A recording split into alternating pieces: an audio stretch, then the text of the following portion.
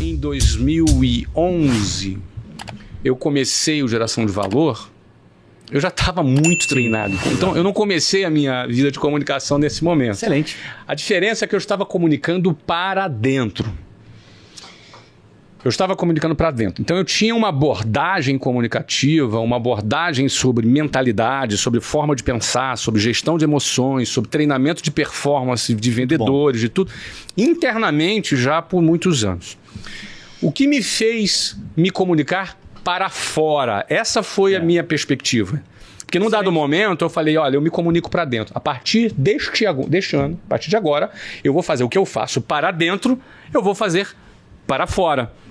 Então, do nada, eu tinha ali já 39 anos, apareceu um cara do nada que ninguém conhecia. Por que ninguém conhecia? Porque eu sempre fui um empreendedor discreto. Nunca fui o cara que fui em eventos, roda para tomar vinho, para jogar golfe, para fumar charuto, coisas que os empreendedores fazem para fazer network. Eu nunca participei disso porque eu estava muito ocupado construindo meu negócio. Eu estava bastante ocupado construindo meu negócio. Era uma escola a cada 2 dias que a gente inaugurava nessa ocasião. Era a cada 2 dias a gente inaugurava uma escola física no Brasil. Era um ritmo alucinante. Sim. E aí o que acontece? Nesse cenário eu estava nos Estados Unidos e tinha já vingado no meu projeto de gestão à distância. Eu já tinha executivos trabalhando, tocando o negócio. Eu já não participava do dia a dia do negócio. Apenas orientava os meus executivos e o negócio crescia 50% ao ano. Foi uma vitória maravilhosa para mim. Mas por outro lado me deixou o tempo vago. E esse tempo vago que eu fiquei, de repente eu estava muito rico, ganhando múltiplas dezenas de milhões de reais por ano, com 39 anos de idade, morando nos Estados Unidos e com um monte de tempo vago. E aí, num determinado momento, eu comecei a me perguntar o que eu faria nesse tempo vago.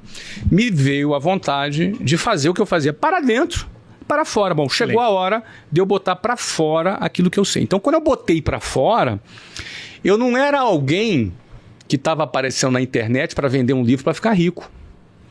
Eu não era alguém que estava aparecendo na internet que queria ensinar alguém a ficar rico vendendo um livro de como ficar rico. Entendeu? Eu era alguém que não precisava da internet, que não queria vender nada na internet, que já era muito bem sucedido naquilo que eu já estava fazendo há quase 2 décadas e que tinha um objetivo, naquele meu tempo vago, de impactar pessoas para fora. Naquele momento era só esse o meu objetivo, entendeu? Eu não tinha nenhuma outra pretensão. O que eu não esperava era o crescimento tão rápido. Eu fazia live com 35 mil pessoas em 2014. Caramba.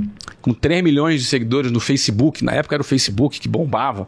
Não é? Então, assim, foi tudo muito rápido. Então, assim, eu acabei sendo pioneiro para algo que hoje é muito comum. E eu acho muito positivo ser muito comum, porque tem mais gente falando. As pessoas têm mais alternativas para aprender, isso é muito positivo. Né? Mas aí eu simplesmente dei sequência a uma jornada de comunicador. Agora, quando você fala que foi tudo muito rápido, isso gera uma impressão que não é tão exata. Sabe por quê?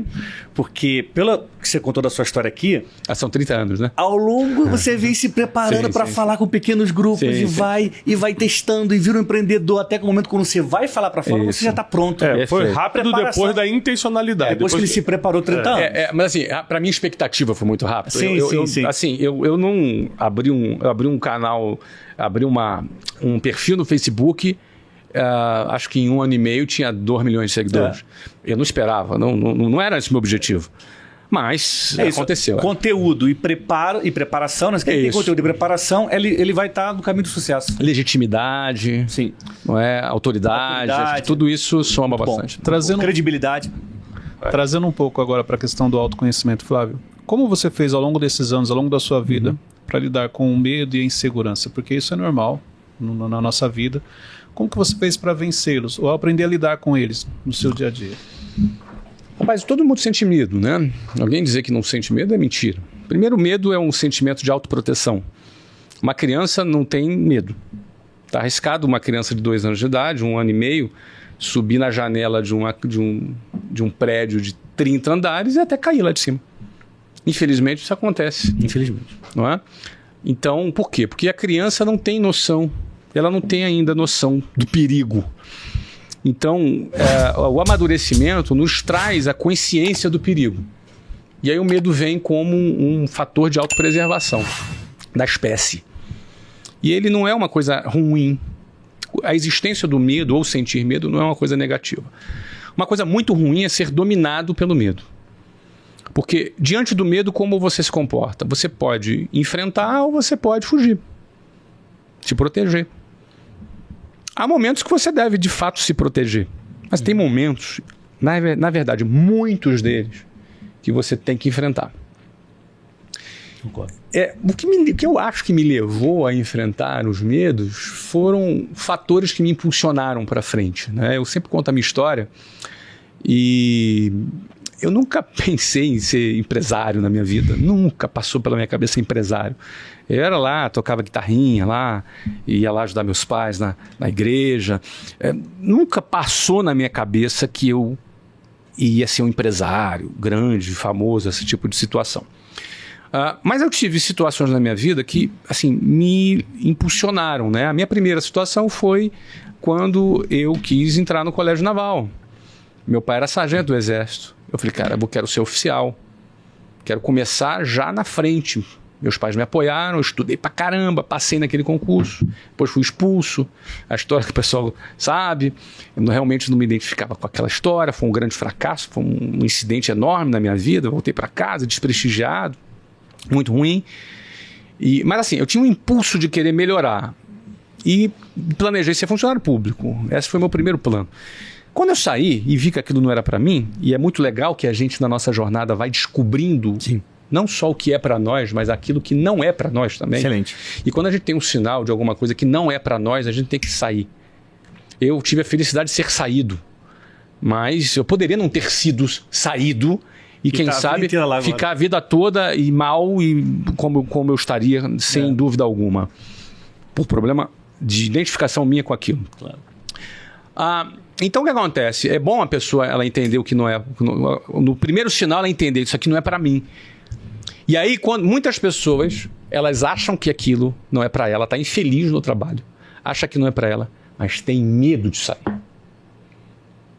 A dúvida, se eu sair disso aqui, o que vai ser da minha vida? É uma dúvida que a pessoa pode pensar realmente, mas ela estar infeliz ali é a certeza da infelicidade. O que é melhor, a dúvida do sucesso ou a certeza do fracasso, da infelicidade? Porque você imagina, projeta aí 10 anos de infelicidade, 20 anos, 30 anos, mas quantos problemas emocionais, quantos problemas essa pessoa vai ter? Vai sofrer, vai criar na vida e vai criar na vida das outras pessoas. Então, você vê, as pessoas elas preferem às vezes a certeza da infelicidade do que a possibilidade da felicidade ou do sucesso. Então a dúvida nunca me amedrontou. A minha trajetória foi sair e aí eu passei nos melhores vestibulares do Brasil. Era bom, muito bom aluno. Passei na Unicamp, na UF, no Rio de Janeiro, na USP, em São Paulo. E ia fazer, na época era mecatrônica, engenharia da computação. E aí eu começo a trabalhar para ter uma experiência para vender curso de inglês. Uhum. Mas por quê? Porque eu começo a namorar uma menina que me apaixonei por ela, falei, quero casar. Foi a primeira vez que eu pensei, eu preciso ganhar dinheiro. Então essas coisas foram me impulsionando para frente. Você vê que mulher faz você pensar que precisa ganhar dinheiro, tá vendo? Preciso ganhar dinheiro, cara, preciso ganhar dinheiro. A gente só começa a tomar banho depois disso, usar depois disso, é isso mesmo. E aí o que acontece? Aí eu preciso ganhar dinheiro. E aí eu começo a trabalhar.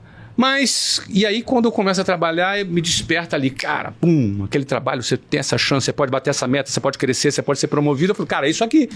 Quando eu falo isso aqui, eu não tive nenhum medo de trancar minha faculdade. Não dava tempo também, você já estava focado. Já estava focado.